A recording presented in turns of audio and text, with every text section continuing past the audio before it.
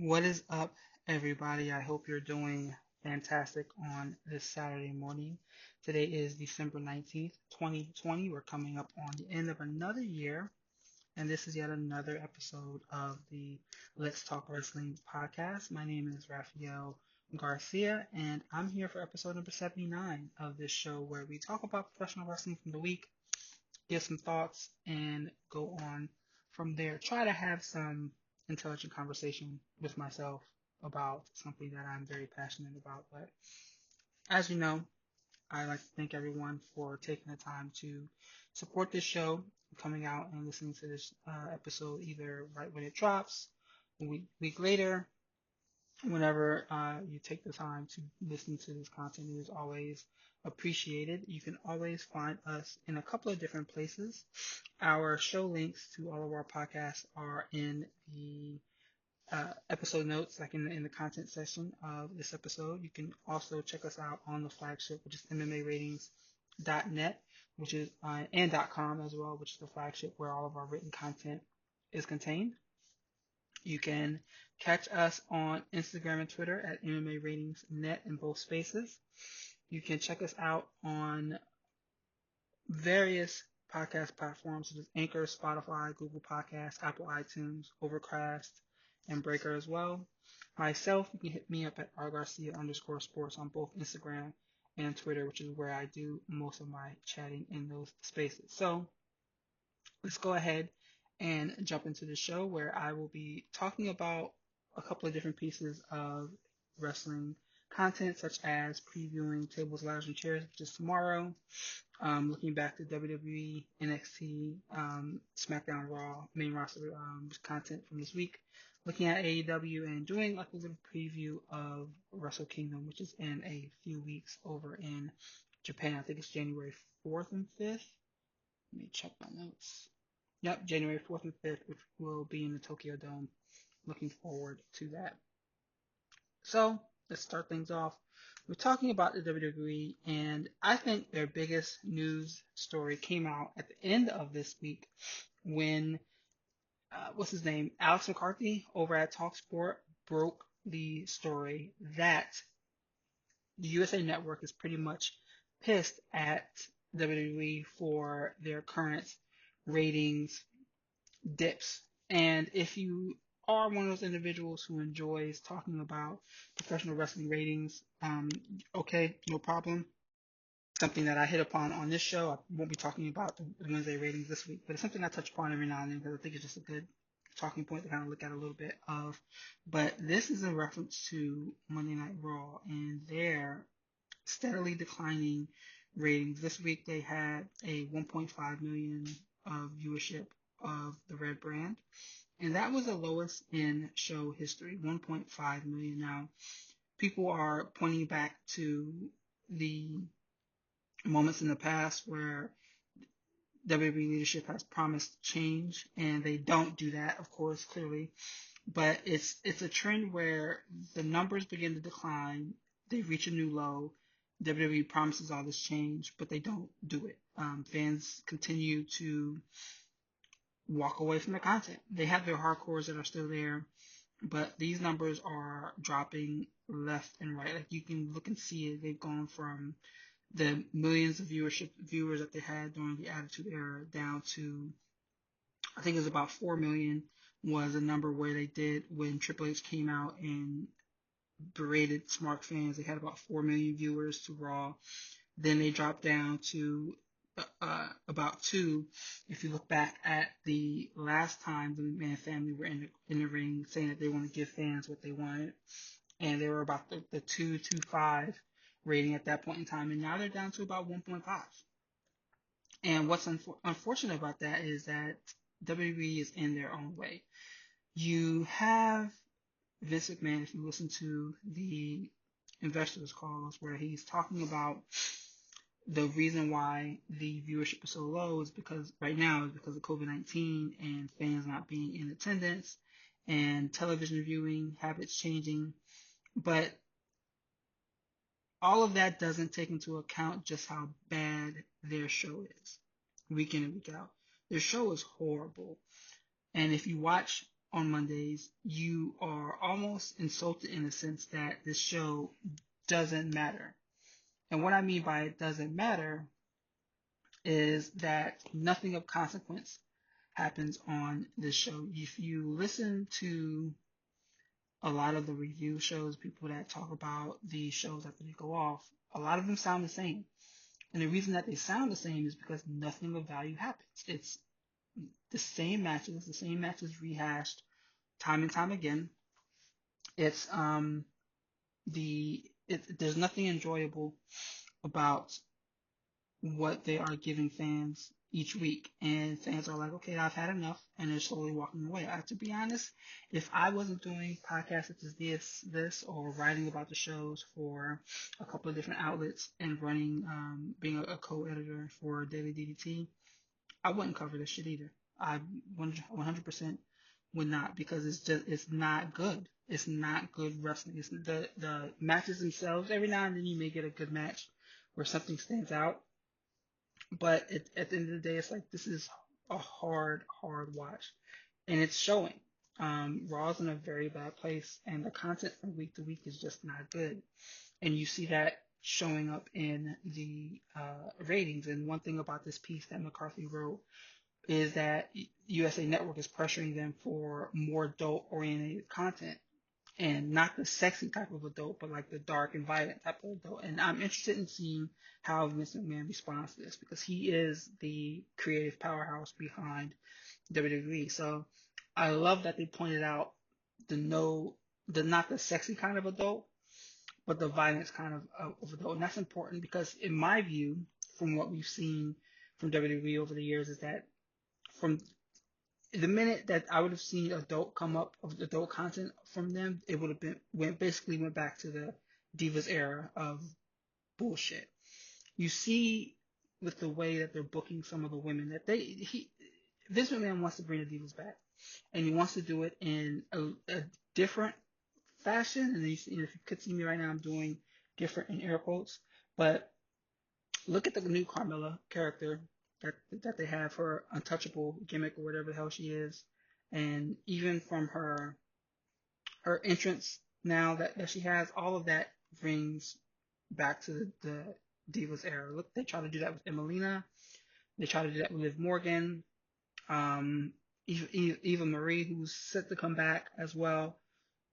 There is a push to figure out how they can go back to having divas on television. I guarantee you they're trying to figure out ways that they can skirt around the quote unquote women's revolution and have these ladies back in these types of roles on television. I guarantee you it's going to happen in one way or another. And it'll be interesting to see the way fans push back on that, if WWE responds to that fan pushback. But I am going to go on record and say I think it's going to occur in one way, shape, or form. But let's see what this means. Let's see what happens in the next few weeks. Let's see how WWE responds.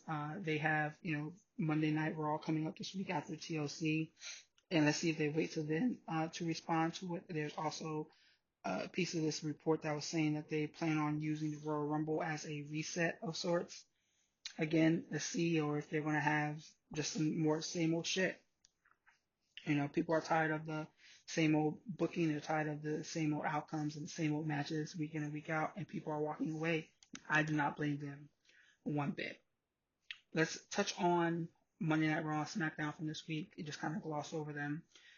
As I said, the show's in a bad place. There are some things that I liked, though. I don't want to sit on the show and kind of continue to talk about the bad things that are going on each and every week. But I like what they're doing with Sheamus, and they're kind of building. It's odd. I want to say they're building him up for a Drew McIntyre feud. We know it's coming, but the way they're building him up by taking all these losses doesn't make sense. It makes WWE sense. It doesn't make sense to me. It's not the way it should work, but it's the way WWE works, and they're building him up for that. I don't know. I think Drew McIntyre is going to come out of TLC with the title, but we know that one match isn't the extent of these feuds, unless if you're Bobby Lashley. You get one match and you go away. AJ Styles, I can see him staying in the title picture, and let's see what happens from there. But Sheamus is being built up in a way that it's clear that he's next for McIntyre in some shape or form, and I wonder what that's really going to play out like in the end. The Hurt Business, I don't know what they're doing with this group. I'm getting kind of worried. I am big fans of the Hurt Business. I love all four of these guys, and I think that they're awesome. I think they've been a pillar of WWE content during the COVID era. I mean, it's clear that they were because WWE leaned heavily on the people of color on their roster when COVID-19 was first running wild, and the Hurt Business was one of these groups that kind of came out of that. So I am concerned when I see this angle that makes it seem like Cedric Alexander is going to get too overconfident in himself and get booted from the group. We're going to talk about the pay-per-view match with the New Day in a bit, but they need to win those titles, and it needs to be without any chicanery. I do not want to see Cedric kicked out of his group. If he's just now coming into his own, he was floundering on the main roster for years, and now that he's in a position to succeed, I do not want to see them cut the rope out from under him and have him losing these matches or being kicked out of the group and going back as a singles competitor. I don't want to see that happen. I think he's too good for that. So I am afraid of what I see when it comes to the Hurt Business week in and week out. But let's not do that. We have Ricochet continuing his feud against Retribution. I mean, okay, they keep beating his ass, so I don't know why they want him to join the group. He lost to Mace this week. He lost to Slapjack a couple weeks before that. And it's just like, what? Okay, whatever. Retribution is one of those things that WWE tried to throw together to draw some interest into the show this year, and it's sucked. It sucked because it sucked for so many reasons, but also because we knew what the political implications were behind this faction. We knew what this group was supposed to be about and what Vince McMahon was trying to do, and it's no wonder that they're being booked like this, and it's unfortunate. We everyone knew that this was going to happen, but this is still going on. Ricochet is still fighting them, and again, that's another example of what the hell type of booking are they doing over there. Let's see something. Let's see something. We're going to move over to talk about SmackDown as well.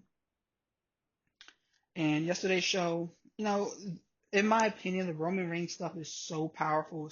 It worked so well for me that it almost trumps the rest of the show. I almost kind of forget everything else that happened on SmackDown just because the Roman Reigns piece is so good. But him and Kevin Owens continue to go through their battle. He beat the shit out of Kevin Owens at the end of the show, left him buried under a pile of tables, ladders, and chairs, obviously signifying their match on Sunday. His promo on Kevin Owens last week was good. The one this week, that opened the show, was good as well. I like what they're doing here.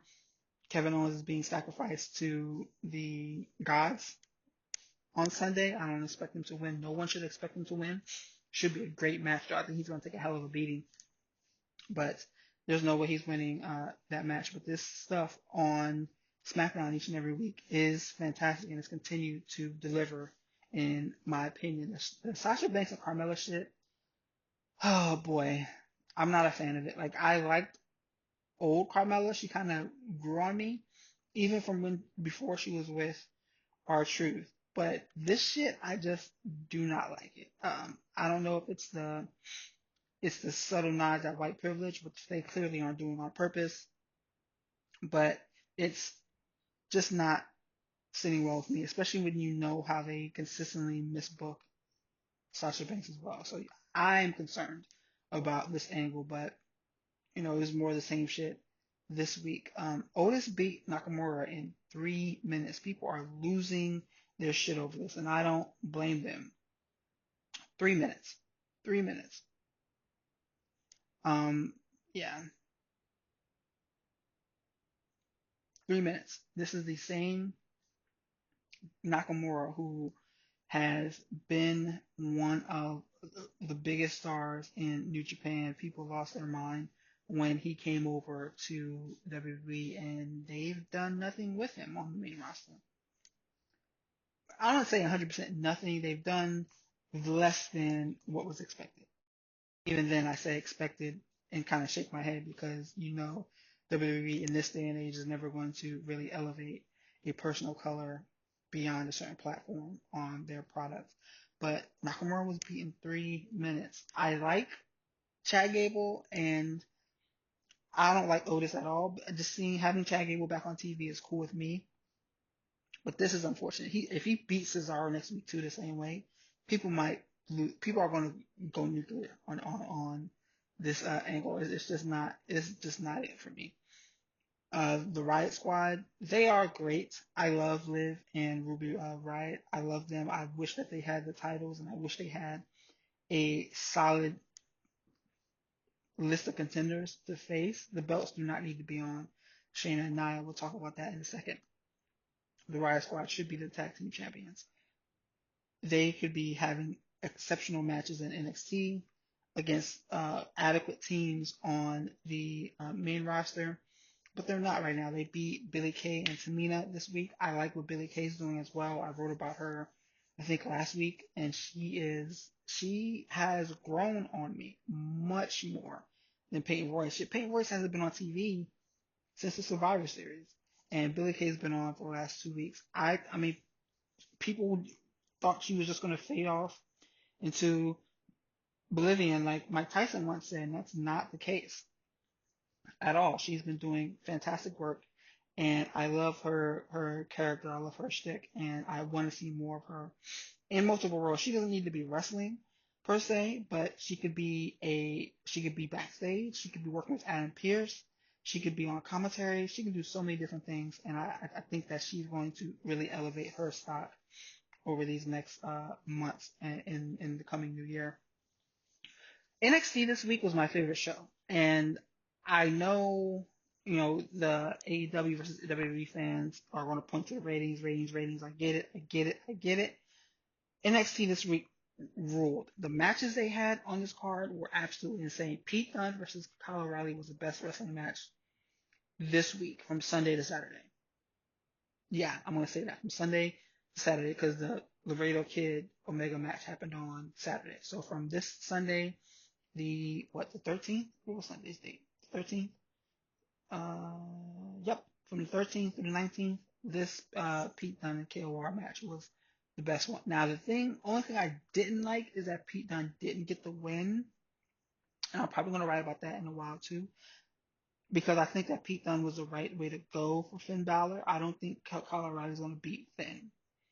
I don't know what the angle change is going to be, but just having them two go at it again with Kyle O'Reilly losing again isn't going to work for me. And I think the reason why Kyle O'Reilly is going to lose again is because Karrion Kross is obviously next up for the title after he demolishes Damian Priest. And as I say that, I wonder if they're going to put the title on Kyle O'Reilly because everyone loves Kyle and it's well known that everyone loves Kyle, and having Karrion kill him would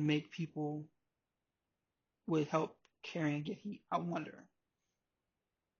Just thought about that a little bit, but let's see what happens from there because that's still a couple of weeks out for New Year's Eve. Well, that's on January 6th. So Tyler Russ, if you get an opportunity to go back and watch a match this week, watch Tyler Russ's debut on NXT. It was really good. Him and Tommaso Ciampa had a great match. He loses and he's getting paired with Malcolm Bivens. So go back and watch that. Shotzi Blackheart, I'm not going to say I'm concerned, but because she's still involved in an important feud, I thought she was going to be put in a position for the title. Let's see what happens. But, she lost to Indy Hartwell, so it's kind of like, what's going on here? They have a very, very deep women's division in NXT. And I know I say that every week. I know I say it every time I get on the show. But, man, that division is stupid deep, and I love some of the things that they're doing with them. In other women's division, Toni Storm and Rhea Ripley main evented, and Rhea got the win with Raquel Gonzalez's interference. And I know that there's people kind of going back and forth on that because even if Toni was going to get the win, it shouldn't have been with the distraction finish, the interference finish. I get that as well. we all know Raquel's gonna go over on Rhea next time, but it's just it's kind of shoddy booking a little bit. Tony Storm looks good in this heel role. I think that's kind of coming along. Let's see what they continue to do with that and how they make that work, because that women's division is stacked at the top. Let's jump into this TLC preview. We have 1, 2, 3, 4, 5, 6 matches on the shows on the pay-per-view. I'm not going to talk about all of them, am I? This might be a rare time where I talk about all of them. The New Day versus the Hurt Business. I'm looking forward to this match, just like the New Day versus the Street Profits from last month. I think this is going to steal the show. The Hurt Business need to win, and they need to win clean without any shenanigans. And the reason why they need the win is because Cedric has beat both of these individuals in singles matches. They've lost to them already once in a tag team match. The Hurt Business has lost to the New Day in a tag team title match once. They defeated them in a non-title match, though. This is WWE booking 101. The Hurt Business need this win, and they need to be clean and clean and decisive, so that there isn't any to keep the Hurt Business strong. What's the point of having them lose again? There isn't one. So this needs to be a match that they win, and we need to switch those titles. The New Day don't need the tag team titles because it's already wide and clear that they are one of the best teams in the industry. They don't need the belts at this point. They're made men. Put those titles on the Hurt Business. Make that stable look a little bit better and continue elevating them. Sasha Banks versus Carmella. Sasha needs to win this title, and this needs to be I see people talking about online that it needs to be a squash. It's not going to be a squash, but Sasha Banks needs to win here. Every time I see Sasha defend the title, I always say to myself, I would not be surprised if she drops that belt. I just wouldn't. Let's see if this is the time where they finally give Sasha Banks an actual run. I mean, she killed it in The Mandalorian. I don't know if you saw this season already, but if she's in the season finale doing shit that is just like, whoa, this lady is a badass motherfucker. Badass with it. So let's see what happens and how the WWE treats her, because no one will be surprised if there were reports coming out that Sasha Banks has heat on her because of how good she was in The Mandalorian. If you go back and look at The Mandalorian credits, she's credited under her real name, not under Sasha Banks. And this shit is just stupid. But I would not be surprised. I think she's going to keep the title on Sunday, but I would not be surprised if she has the belt taken from her and is put around Carmella's waist. Nia Jax and Shayna Baszler versus Asuka and TBD. Now, this is the what the fuck moment of the month for WWE, because obviously they had Lana in this position, and Lana was getting sympathy. She was being bullied by Nia and Shayna for weeks on end. She was being put through the tables, as everyone knows. She was the sole survivor somehow in Survivor Series in the worst in the worst possible way. The worst possible. I knew she was going to be a sole survivor. I just didn't think they were going to do her that badly. And lo and behold, they did her that badly. So she was the worst. She was the surviving member there.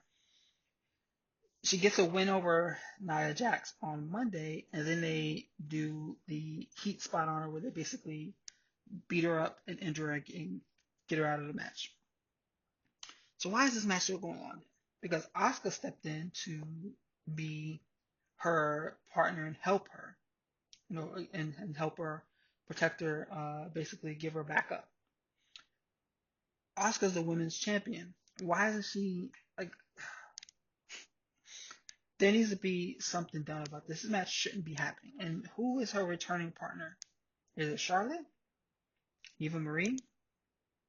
Someone else? What if it's Io?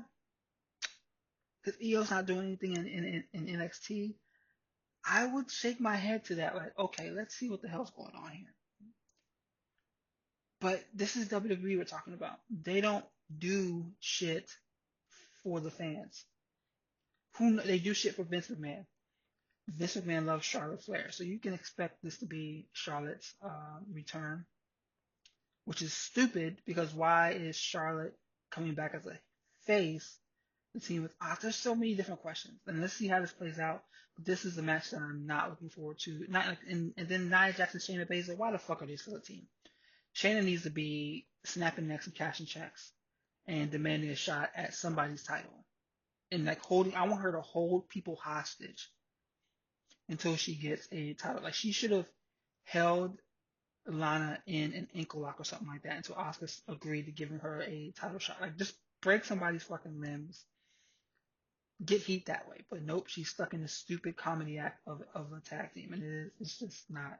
This is why their ratings are so damn bad. This is yet another example of why. Bray Wyatt and Randy Orton. I'm actually okay with this match, and I'm kind of interested in it. Not even going to front. I think it's going to be a cinematic match.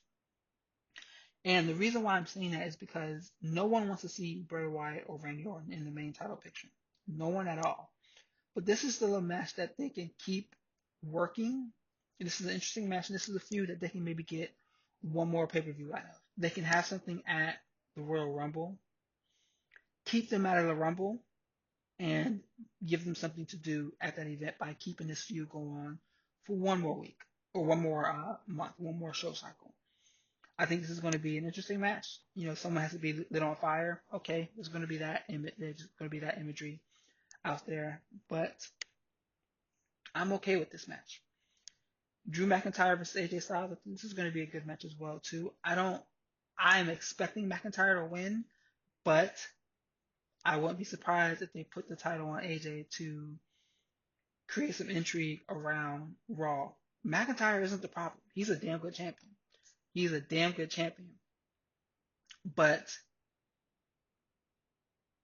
I would not be surprised if they hot shot some angle to get the belt on Styles to kind of create some buzz around the show heading into Monday. So let's move into our AEW portion of the show for this morning. My thoughts on Kenny Omega. I'm loving this. I'm going to say one bad thing about it in a second, but I think this is going to create some exciting or excitement in wrestling that is widely missed. We saw his boost and what it did to Impact's numbers a couple of weeks ago. Was that 2 weeks ago when he was on that show? We saw what that ratings boost did. Him and the Good Brothers are in a match against Rich Swann and Motor City Machine Guns in a couple weeks. That right there is big to me. I mean, I have not been super interested in watching Impact in a very long time. Now I'm a little bit interested. He is doing big shit. And what I think I'm looking forward to the most is he set himself up for a big, big, big 2021. I wrote about that this week. And that is what's been missing from professional wrestling because you never know you don't quite know what they're going to do next. If you have not watched it, go back and watch this match with Laredo Kid from last Saturday, 1 week ago. That match was bananas, absolutely ridiculous. I actually need to go back and I want to watch it again just because it was that sick. Just because it was that sick. I want to go back and watch it again. But I'm more interested in what Omega continues to do. He's being featured on all these shows. His name is coming up. Everyone has his name in their mouth, so it's working. However, I have a small sense of wonders if they're going to this a little bit too much. If we're going to see a little bit too much of it. Because as I've always say, as I've written about and I continue to say, especially with WWE, less is more. Less is more. So let's see how this plays out, what they do with this, because less is more. And I don't want to get I don't want this to get oversaturated and I just stop caring about it. I don't want that to happen. Kenny Omega's awesome. But man, I'm enjoying this, and I think that they are doing a good job of making him feel special, making him feel important. His match with Ray Phoenix on December 30th, and probably that's going to be a candidate for match of the year. Keep your match of the year ballots open because they can steal the show. If anyone can steal the show, it's those two. Give them time, give them 20 minutes, and they will put on a clinic. I can't wait for that match. But yeah, those are my thoughts on King Omega. Team Taz, I'm loving the stable. I love it. They are facing off with Sting. I love the fact that Will Hobbs was like, nah, man, fuck that old dude. I'm gonna beat that old dude's ass. Love it. But they're giving Sting his respect. So let's see how that continues to play out. I want to see how Darby Allin factors into this as well in the future. But I think they have something special there. Eddie Kingston versus Pac. Again, this is another feud I'm interested in because I have no idea what the fuck's going to happen. Pac and Kingston are raving lunatics, and they are going to get the opportunity to tear each other apart sooner rather than later. Give me that. I don't. The Butcher and the Blade, I can't stand those guys. They are two of the jokes that become going to turn anytime I'm watching AEW. But let's see how this plays out. Them and the Lucha Brothers will be involved in something at some point in time. Lance Archer is involved as well now, so I'm kind of wondering what that will look like. But again, this is just another interesting feud that's different, and that is what AEW is doing so well on with these last few months. They're doing different so well. They're highlighting different people, and that's actually something I wanted to write in my agenda for this show because they're using their shows to highlight new wrestlers. Obviously, they have AEW Dark, which is long as fuck, but people watch it because you see what the AEW, I guess, the lower portions of their card look like, and you see it and you get it. This week's show episode of AEW also highlighted some newer people. Angelico, the acclaimed, um, that's 12-man tag that had teams that you would know about if you watched Dark, but they were still pretty new in um, in AEW lore. So you have all of that, and they're building up.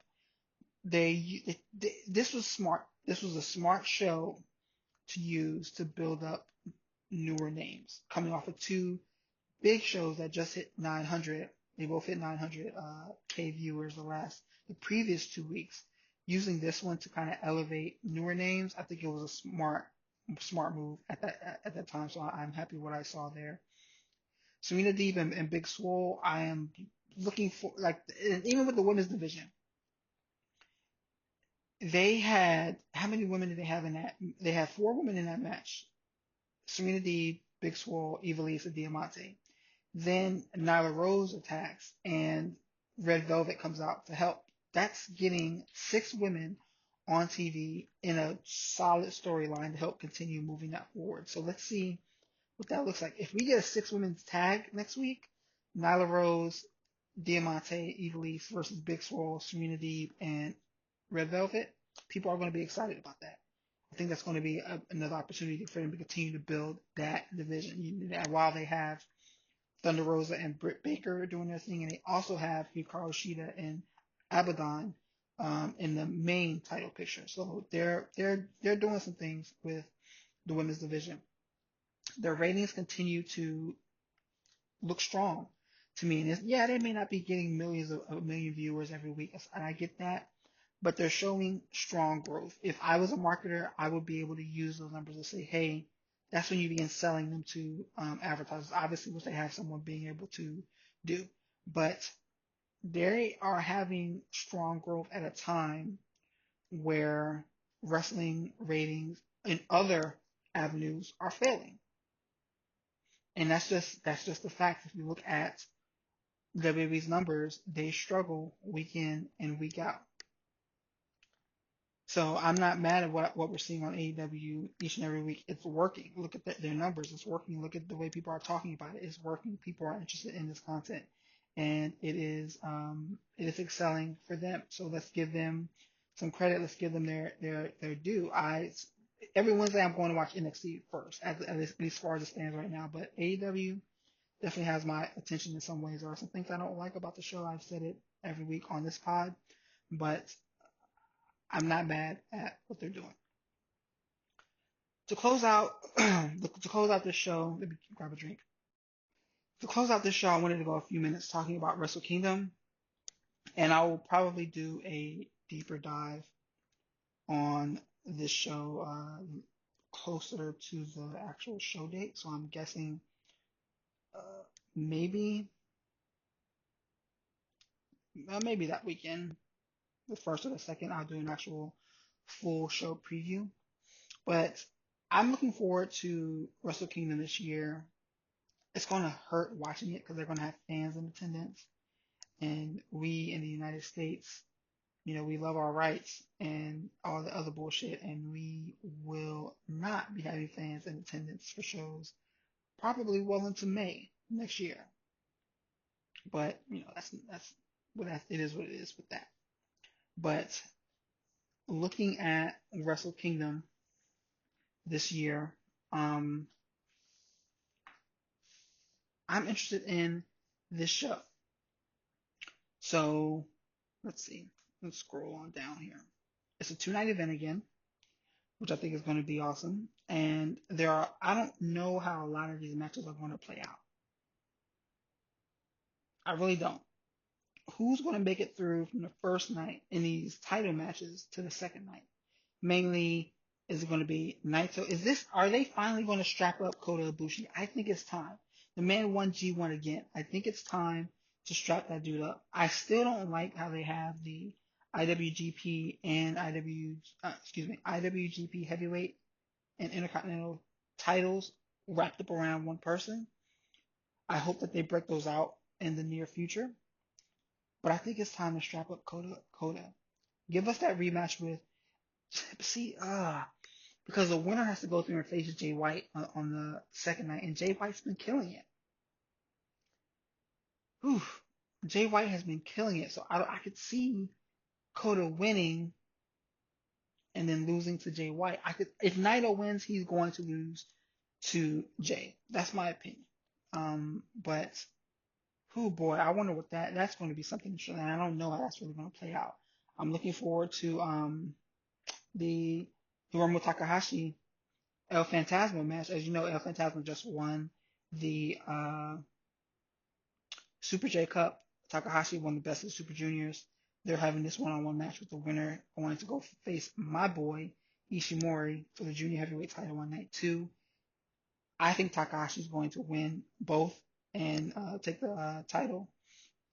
Ishimori is my dude, but I think Takahashi, people just love that guy. So we'll see. I'm going to do more of a in-depth preview of the show, as I mentioned, in a couple weeks. But those are just my preliminary thoughts. I'm going to kind of do some deeper dives into them on that show. But I'm looking forward to this. But the thing that's going to hurt the most is watching this card while they have fans in attendance. And that just hit me as I'm talking about it right now, because we know here in the great United States, the United States of America, trying to be funny and I fucked that up, we will not be having fans anytime soon.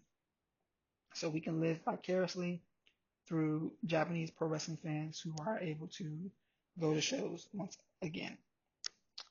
But with that in mind, I'm going to go ahead and close out today's show.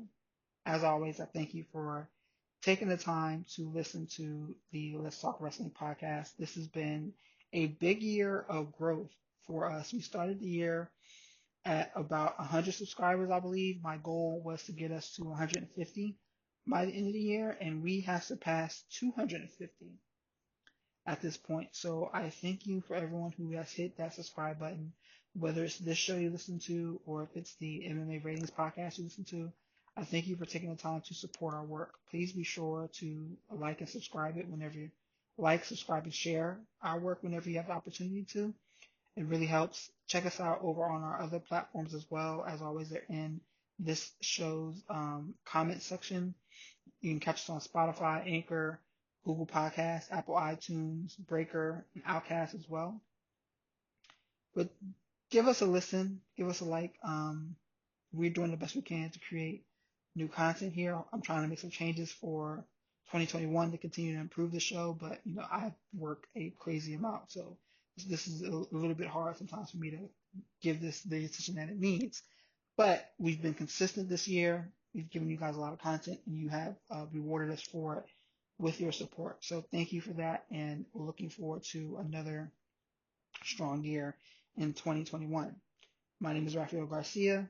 Catch me at R Garcia Sports across all platforms, and have a great holiday season, everyone. Goodbye.